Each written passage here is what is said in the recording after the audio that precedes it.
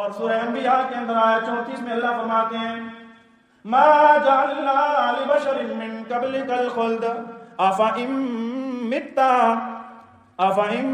اے میرا محبوب پیغمبر ہم تجھے کیا کریں گے، فوت کریں گے نا، اس لیے کہ ما جعلنا لبشر من قبلک الخلد، کہ جسے پہلے کوئی بھی بشر آج تک باقی نہیں ہے تو تجھے کیسے باقی رکھا جائے گا۔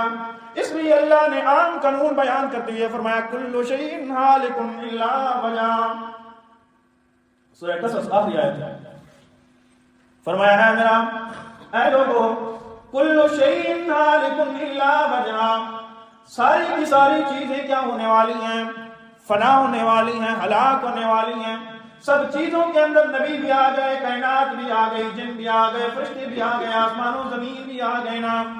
اللہ نے یہ نہیں فرمایا نبی نہیں ہوں گے، ولی نہیں ہوں گے، پیر نہیں ہوں گے، اللہ فرماتا ہے کل شیء، ہر چیز کیا، کل شیء ہالک، کیا ہونے والی ہے، ہلاک ہونے والی ہے، الا وجہ، ذات باقی رہے گی تو کس کی رہے گی؟ سورہ رحمان کی دوسرے رکوع میں فرمایا کل من علیہا فان ویبقا وجہ ربک ذی الجلال والاکرام، اور لوگوں ہر چیز کیا ہونے والی ہے، فنا ہونے والی ہے، ویبقا وجہ ربک ذی الجلال، باقی رہنے والی تیرے رب کی ذات ہے نا۔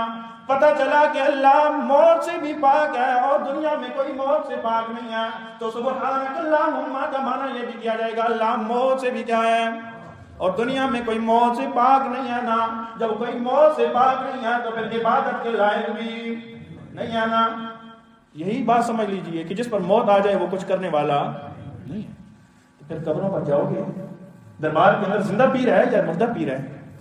تو ہم نے رکھا ہوا ہے نام ہے قبر میں، اس کے اوپر دربار بھی ہے، قبر بھی ہے، مٹی بھی ہے، پڑیاں بھی ہیں، غسل بھی دیا، کفن بھی دیا، سب کچھ کرنے کے بعد کہتے ہیں زندہ پیر، اور زندہ ہوتا تو کہاں ہوتا، آپ کے ساتھ ہوتا نا۔ اس لیے جب مردہ ہے تو پھر اس کو الہ نہ بناؤ، پھر وہ کچھ کرنے والا۔ اس لیے اللہ فرماتے ہیں جو مر جائیں لا یملکون من قطمیر، وہ گٹلی کی چھلکے کے بھی مالک نہیں ہے، لا یملکون مثقال ذرہ، وہ ذرہ برابر چیز کے بھی مالک نہیں ہے، لا یسمعوا دعاءکم، وہ تمہاری دعاؤں کو نہیں سن سکتے۔ اور ایک آیت میں اللہ نے واضح طور پر فرمایا ما انت بمسمع من فی القبور، جو قبروں کے اندر ہیں وہ سن نہیں سکتے۔ آج کہتے ہیں نہیں نہیں تم کیسے کہتے ہو کہ فوت ہو گئے ہیں، حالانکہ قرآن کی دوسری آیت کہتے ہیں لا تقولوا لمن یقتل فی سبیل اللہ اموات بل احیاء، بل جو اللہ کے راستے میں شہید ہو جائیں وہ کیا ہیں، زندہ ہے نا، ان کو مردہ نہ کہو۔ اور تم کہتے ہو نبی کیا ہو گئے، فوت ہو گئے، پریشان تھی گئے۔ میرا دوست یہاں بات سمجھ، یہاں مولوی تجھے بات نہیں سمجھائے گا نا، اس لیے کہ اس کا وظیفہ اور اس کی روٹیاں بنتی ہیں اس قبر کے اندر زندہ ماننے میں، تو اس سے سوال کیا کرو نا، اگر اس قبر کے اندر زندہ ہیں، اگر اس قبر کے اندر حیات ہیں، اس قبر کے اندر سنتے دیکھتے جانتے ہیں، تو پھر اللہ دوسرے مقام پر کہتا ہے انک میتم وانہم میتون، قرآن دوسرے مقام پر کہتا ہے اموات غیر احیاء ما یشعرون ایان یبعثون، قرآن تیسرے مقام پر کہتا ہے لوگوں کہ ما انت بمسمع من فی القبور لا يسمعوا دعاءکم، ما انت بمسمع من فی القبور لا تسمع الموتى، تم ان کو سنا نہیں سکتے جو قبروں میں ہیں، وہ تمہاری باتیں سن نہیں سکتے۔ پھر اس سے کہو نا اگر اس قبر میں زندہ ہے تو پھر مردہ اللہ کیوں کہہ رہا ہے؟ قرآن ایک جگہ ایک بات کہہ رہا، دوسری جگہ دوسری بات کہہ رہا۔ تم نے تو یہ بات کہہ دی کہ قرآن ایک جگہ غلط کہہ رہا اور ایک جگہ صحیح کہہ رہا ہے نا، یہ کفر ہے کہ نہیں ہے؟ قرآن ساری باتیں صحیح کہتا ہے لیکن سمجھانے والا غلط نہیں کرتا، اس لیے کہ سمجھانے والے نے سمجھایا کہ اللہ نے جو فرمایا نا شہید زندہ ہیں ان کو مردہ نہ کہو، تو یہ قبر کی بات نہیں ہے، اس قبر کی بات ہو قرآن سے پوچھتے ہیں کہ وہ کہاں زندہ ہے۔ کس سے پوچھتے ہیں؟ قرآن سے پوچھتے ہیں کہ ایک طرف تو کہتا ہے کہ سب کے اوپر کیا آنی ہے، موت آنی ہے، دوسری جگہ قرآن خود کہتا ہے کہ وہ مردہ نہیں ہے بلکہ کیا ہیں، زندہ ہے۔ اللہ اللہ سورہ آل عمران کے اندر اللہ فرماتے ہیں لا تحسبن الذين قتلوا في سبيل الله امواتا بل احياء عند ربهم يرزقون، پہلے تو فرمایا تم کو مردہ نہ کہو بلکہ وہ کیا ہے، زندہ نہیں ہے، تمہیں خبر نہیں ہے۔ دوسرے مقام پر ارشاد فرمایا تم گمان بھی نہ کرو ان کے مردہ ہونے کا، بلکہ وہ زندہ ہیں اور ایسے زندہ ہیں کہ ان کو رزق دیا جاتا ہے ان کے رب کے یہاں۔ اللہ کہاں رزق دیا جاتا ہے، کہاں وہ زندہ ہے؟ سورہ یاسین کے اندر آنا، وہ حبیب نجار، وہ رسولوں کا معاون، وہ رسولوں کا گارڈ سمجھو نا۔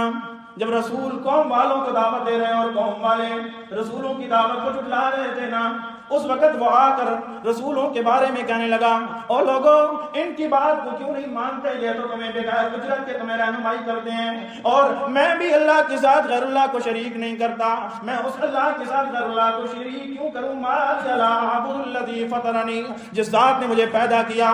جب قوم والوں نے اس انسان کی یہ باتیں سنی تو انہوں نے اس کو کیا کر دیا؟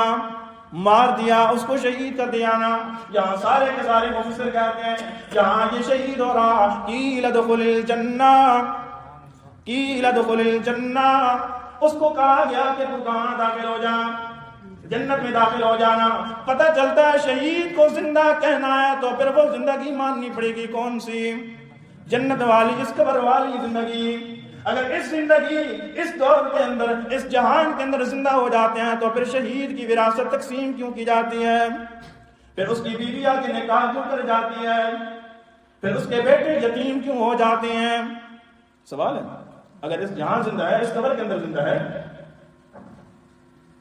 اس لیے قرآن نے جو کہا ہے وہ زندہ ہیں، تو کہاں زندہ ہیں؟ جنت میں۔ اور قرآن کہتا ہے ان الابرار لفی نعیم، جو نیک لوگ ہوں گے ان کی روحیں علیین کے اندر ہوں گی اور وہ مقام 7ویں آسمان پر ہے۔ وَإِنَّ الْفُجَّارَ لَفِي جَحِيمٍ، جو فجار اور کافر لوگ ہوں گے ان کی روحیں زمین کے نیچے ہوں گی، سجین کے مقام۔ اس لیے میرا دوست، یہاں کے اعتبار سے نبی ہوں وہ بھی، شہید ہوں وہ بھی، ولی ہوں وہ بھی، زندہ جو بھی جتنے بھی ہیں، چھوٹے ہیں بڑے ہیں، وہ قرآن کہتا ہے سارے کے سارے موت ان کو آنے والی، کل نفس ذائقۃ الموت، ہر جی نے موت کو چکنا ہے نا، ہر جی پر موت آنے والی ہے نا۔ میرا دوست، اس بات سے یہ بات علم میں آئی کہ اللہ کے علاوہ موت سے کوئی بھی پاک نہیں ہے، اور جن کے لیے زندگی کا لفظ بولا گیا وہ بھی اس قبر کے اندر زندہ نہیں ہے، بلکہ کہاں زندہ ہے؟ جنت کے اندر زندہ ہے نا۔ اس لیے میرا دوست، اللہ موت سے پاک ہے اور موت سے دنیا میں کوئی بھی پاک نہیں ہے نا۔ پھر سبحانک اللہ کا معنی یہ بہت اچھا ہوگا نا، اللہ تو کسی جیسا نہیں، اور